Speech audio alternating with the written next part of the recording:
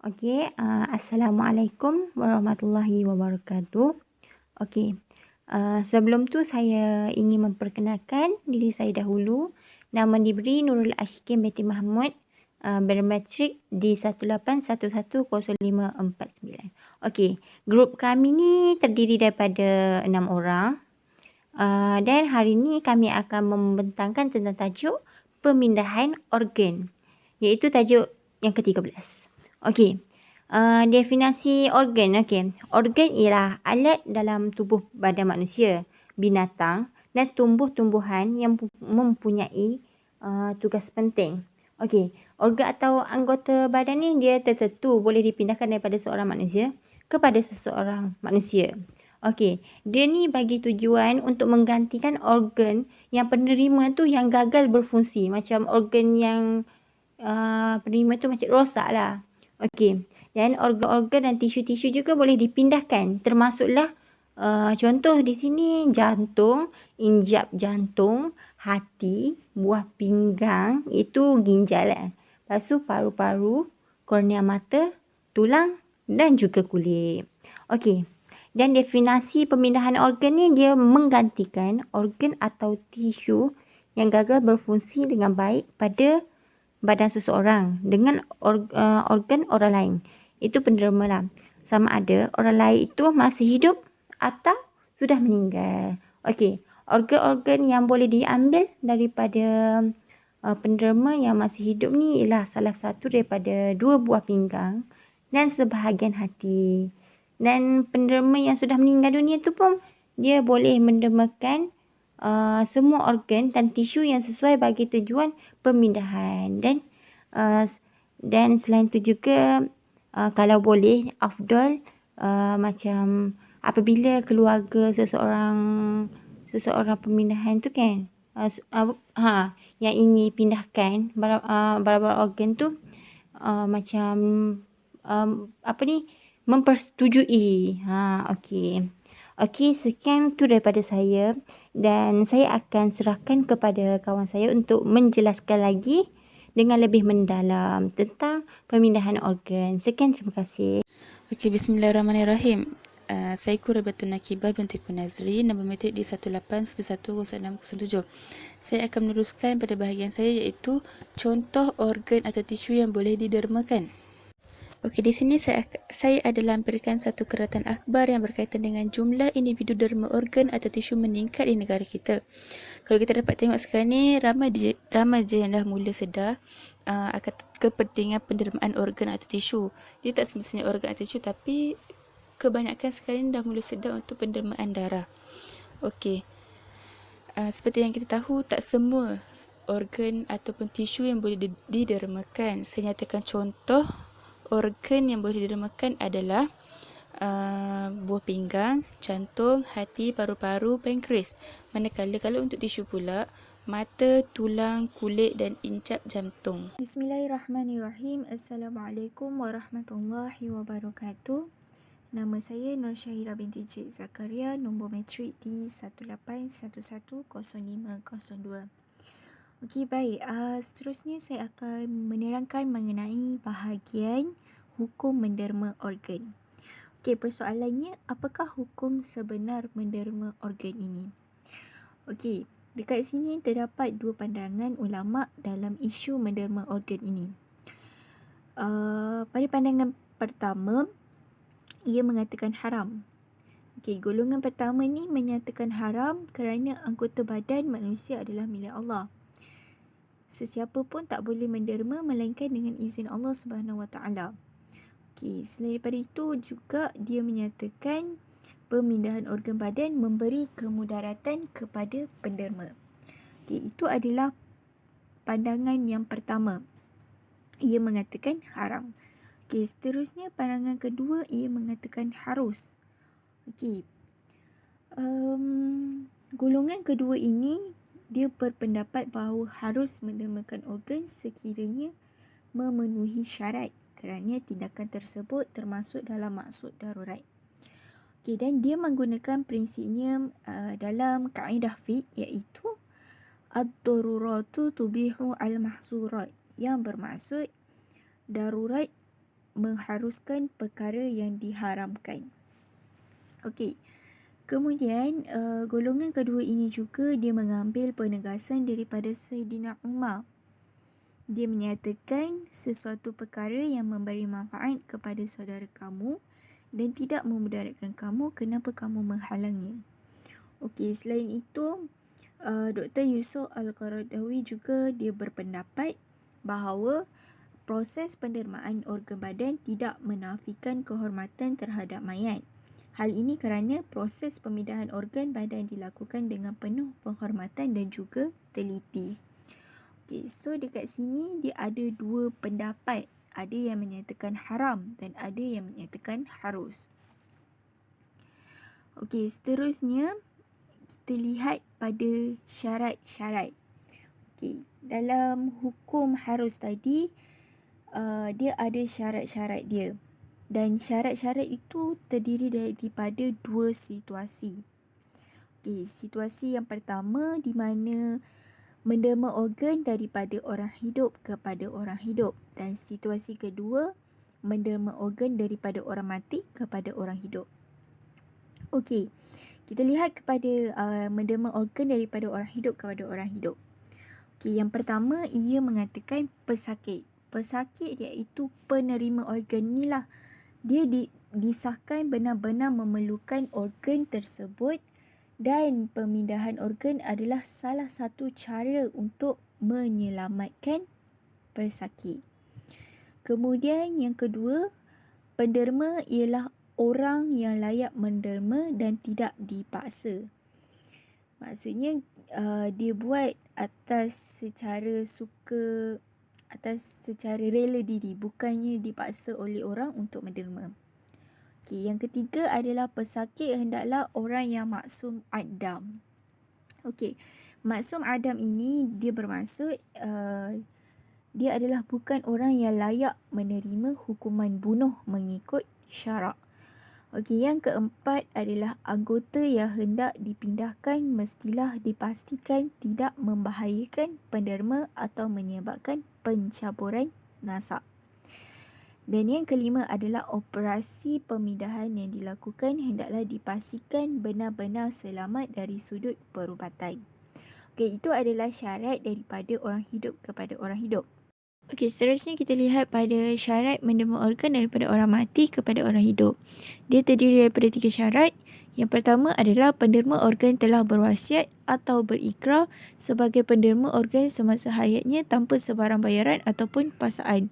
Maksudnya semasa dia hidup, dia telah mewasiatkan anggota dia kepada pesakit yang memerlukan dan tanpa bayaran ataupun paksaan daripada mana-mana pihak. Okey, syarat yang kedua adalah penderma telah mati menurut syarak, iaitu kematian secara keseluruhan dan tiada kemungkinan untuk hidup kembali. Orang yang mati otak atau mengalami kematian klinikal, dia tidak dikira sebagai mati secara syarak. Okey, dan yang terakhir adalah bahagian organ yang hendak dipindahkan daripada penderma hendaklah tidak menyebabkan masalah pencaburan nasab. Okey, so berikut adalah merupakan syarat-syarat yang memenuhi keperluan hukum harus. Okey, so kesimpulannya melalui pandangan-pandangan yang dikeluarkan oleh ulama Islam berkaitan pemindahan organ ini adalah melalui ijtihad yang dilakukan berdasarkan pendekatan fiqah. Okey, secara asasnya hukum pemindahan organ ini adalah harus. Kerana apa? Kerana pemindahan organ ini dia adalah memenuhi tuntutan memelihara nyawa manusia yang merupakan salah satu daripada maqasid al-syariah, iaitu objektif syariah. Okey, so hukum dia adalah harus. Okey, sekian saja daripada saya. Seterusnya saya akan serah kepada rakan saya untuk menjelaskan lebih lanjut. Assalamualaikum warahmatullahi wabarakatuh. Nama saya Nurjihan Nadirah binti Ibrahim. Hari ini saya akan sambung lagi slide yang seterusnya, iaitu tentang hukum menderma organ kepada bukan Islam dan hukum menjual organ. Okey, kita masuk kepada hukum menderma organ kepada bukan Islam. Yang first sekali, Islam ni dia tak menghalang hamba dia untuk melakukan kebaikan kepada orang yang bukan Islam. Seperti mana dalam firman Allah dalam surah Al-Mumtahanah. Artinya, Allah tidak melarang kamu daripada berbuat baik dan berlaku adil kepada orang yang tidak memerangi kamu kerana agama kamu dan tidak mengeluarkan kamu dari kampung halaman kamu. Kalau kita merujuk kepada kitab Fatawa Mu'asirah pula, dia dibolehkan menderma organ kepada mereka yang bukan beragama Islam selagi mereka tidak memerangi kita. Maksudnya, dekat sini kita boleh derma organ kepada orang yang bukan Islam, bukan Muslim, selagi mana dia orang tak memerangi kita semua, agama Islam ni lah. Okey, Rasulullah juga pernah mengingatkan umat Islam supaya menjadi orang yang lebih lebih banyak memberi lah, lebih banyak membantu orang lain. Maksudnya dia kalau dalam segi menderma organ ni, dia membantu untuk menyelamatkan nyawa orang. Itu Rasulullah mengingatkan kita umat Islam ni. Okey. Kita masuk kepada hukum menjual organ pula. Hukum menjual organ ni dia ada dua hukum. First, diharamkan. Yang kedua, diharuskan. Yang diharamkan ni berdasarkan Al-Quran, surah Al-Isra. Artinya, sesungguhnya kami telah muliakan Bani Adam. Kerana berdasarkan hadis pula, riwayat Al-Bukhari, artinya Allah berfirman, 3 golongan yang aku musuhi di akhirat nanti, iaitu seseorang yang berjanji atas namaku tetapi ia mungkiri. Yang kedua adalah seseorang yang menjual orang merdeka sebagai hamba, kemudian ia makan hasilnya. Dan yang ketiga, seseorang yang mengambil orang bekerja tetapi tidak memberi gajinya. Itu Allah akan musuhi dia di akhirat kelak. Okey, kalau kita masuk kepada hukum yang diharuskan pula, menurut Ibnu Hazim, iaitu ada pun rambut, najis, air kencing atau semua benda yang boleh dibuang, apabila dimiliki, maka seseorang tu boleh jual. Kalau menurut Ibnu Qudamah pula, kesemua anggota tubuh manusia ni boleh dijual. Maksudnya, kesemuanya boleh dijual. Tidak terkecuali. Anggota tubuh manusia ni semua boleh dijual. Itu menurut Ibnu Qudamah lah. Okey, kalau ulama pula dia mengeluarkan fatwa, pemindahan organ manusia yang dah mati kepada yang hidup diharuskan. Tapi dengan 4 syarat. Kalau ada 4 syarat ni, hukumnya diharuskan. Syarat yang pertama adalah orang yang mengambil sebahagian anggotanya telah mengizinkannya sebelum mati. Maksudnya orang yang dah mati tu, time dia hidup, dia izinkan orang untuk ambil anggota dia, untuk pindahkan anggota dia kepada orang yang kepada sesiapa pun. Syarat yang kedua adalah hendaklah yakin bahawa pemindahan itu akan berhasil. Yang ketiga adalah perlu memastikan pemindahan organ itu hanya untuk berubat dan bukan sebab lain. Maksudnya kat sini kena pastikan pemindahan tu untuk berubat, untuk menyelamatkan orang, bukan sebab lain.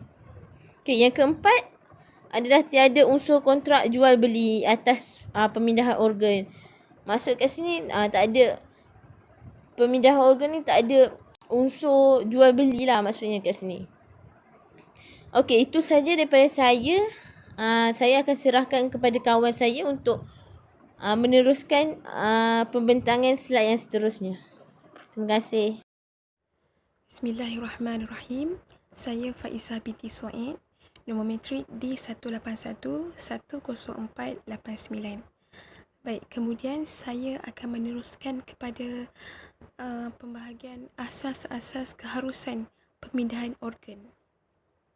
Situasi berlaku bagi tujuan rawatan untuk menyelamatkan nyawa pesakit apabila menghadapi kegagalan pada organ. Ia juga merupakan realiti apabila berlaku dalam keadaan terdesak. Ia bukanlah perkara yang dianggap ambil mudah kerana pemindahan organ merupakan pilihan yang terakhir oleh pesakit demi menyelamatkan nyawa. Dalam kata lain, pemindahan organ dilakukan dalam keadaan terdesak ataupun darurat. Jadi di sini terdapat keharusan dalam kaedah-kaedah asas fiqh yang diguna pakaikan.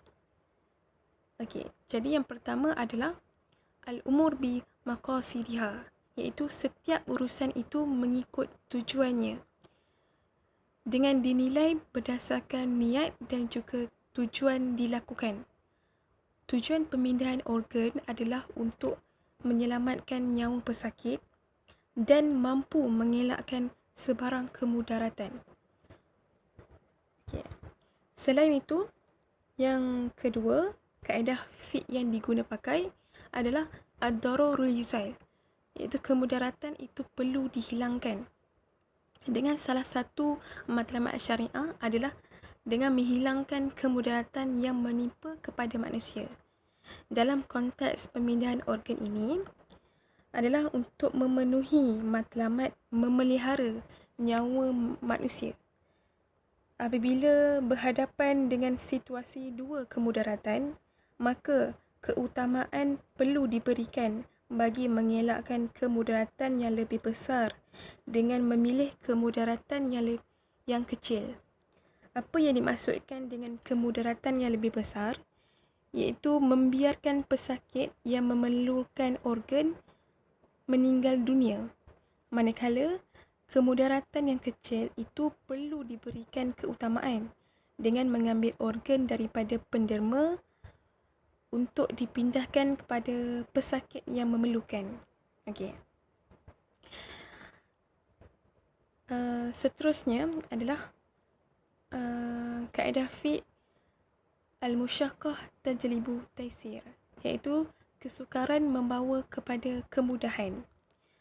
Pemindahan organ merupakan ikhtiar yang diilhamkan oleh Allah kepada manusia sebagai kemudahan untuk mengatasi kesukaran oleh pesakit yang menghadapi kegagalan organ pada peringkat akhir. Seperti dalam firman Allah dalam surah Al-Baqarah ayat yang ke-185 yang berbunyi yuridullahu bikumul yusra wala yuridu bikumul usra, iaitu maksudnya Allah menghendaki kamu beroleh kemudahan dan Dia tidak menghendaki kamu menanggung kesukaran. Jadi, dalam konteks pemindahan organ ini, pilihan terakhir yang ada bagi menyelamatkan nyawa pesakit apabila menghadapi kegagalan organ pada peringkat yang terakhir ialah dengan melalui rawatan pemindahan organ. Jadi, itu saja yang ingin saya katakan. Sekian, terima kasih. Assalamualaikum warahmatullahi wabarakatuh. Nama saya Siti Hajar binti Ahmad di 18110595. Saya akan membincangkan tentang fatwa kebangsaan iaitu terhadap tajuk penerimaan organ. Persidangan Jabatan Kuasa Fatwa Majlis Kebangsaan bagi Hal Ehwal Agama Islam Malaysia kali pertama yang berlangsung pada 23 hingga 24 Jun 1970 telah membincangkan berkaitan pemindahan jantung dan mata. Persidangan telah memutuskan bahawa pemindahan mata dan jantung orang mati kepada orang hidup adalah dibenarkan, iaitu harus dalam Islam, dan di atas kebenarannya pertimbangan-pertimbangan berikut perlulah diambil kira.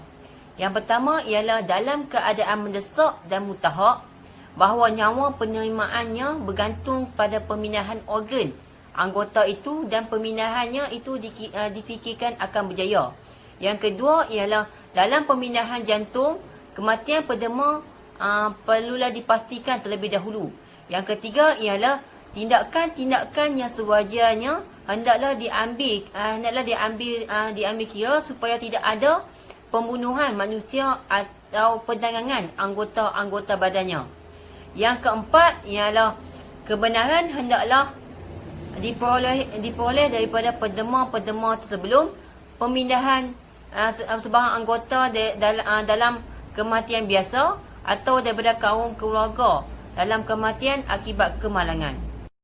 Seterusnya kita terus pada beberapa sumber yang dapat diketahui hukum pendermaan organ. Yang pertama ialah firman Allah SWT dalam surah Al-Baqarah ayat 185 yang berbunyi, yuridullahu bikum al-yusra wa la yuridu bikum al-yusra. Maksudnya, Allah menghendaki kamu beroleh kemudahan dan ia tidak menghendaki kamu menanggung kesukaran. Yang kedua ialah begitu juga hadis Nabi SAW berkenaan kemudaratan perlu dihapuskan seperti daripada hadis daripada Abi Sa'id Al-Khudri radhiyallahu anhu bahawa Rasulullah SAW bersabda yang berbunyi la dharara wa la dharara. Maksudnya tidak boleh melakukan perbuatan yang memudaratkan diri sendiri dan orang lain. Yang ketiga ialah begitu juga terdapat banyak kaedah fiqh yang menunjukkan bahawa boleh melakukan kemudaratan yang paling ringan antara dua kemudaratan, antaranya yang berbunyi idza ta'arrada mafsadatani ru'ya a'tamahuma dararan bil takabil akhfahuma. Maksudnya apabila bertembung di antara dua kemudaratannya, hendaklah diraikan kemudaratan yang lebih besar dengan mengambil kemudaratan yang lebih kecil. Yang seterusnya ialah kemudaratan yang lebih besar juga hendaklah dihilangkan dengan mengambil kemudaratan yang lebih kecil berdasarkan kaedah yang berbunyi al-dararu ashhadu yazalu bil-dararil aqfa. Maksudnya kemudaratan yang berat hendaklah dihilangkan dengan kemudaratan yang kecil.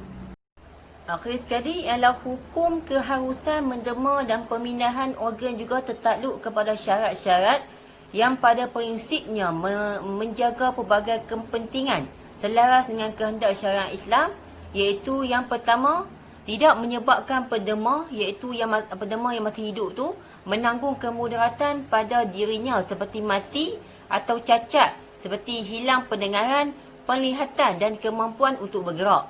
Yang kedua ialah pemindahan berlaku dengan izin penderma berkenaan. Yang ketiga ialah keizinan berkenaan berlaku dalam keadaan penderma memiliki kelayakan penuh untuk melakukannya. Atas sebab ini keizinan ini tidak boleh diberi kepada kanak-kanak, orang gila ataupun orang yang dipengaruhi oleh tekanan perasaan atau kekeliruan. Yang keempat ialah tidak berlaku dengan cara yang boleh mencabar kehormatan manusia seperti melibatkan urusan jual beli. Sebaliknya, ia perlu dilakukan berasaskan keizinan dan pendermaan semata-mata. Yang kelima ialah para doktor yang melakukan urusan pemindahan berkenaan mempunyai asas keilmuan yang cukup untuk membuat pertimbangan baik atau buruk terhadap penderma dan penerima berdasarkan prinsip maslahah, iaitu kebaikan, dan mafsadah, iaitu kerosakan, seperti yang terdapat dalam syariat Islam. Sekian, terima kasih.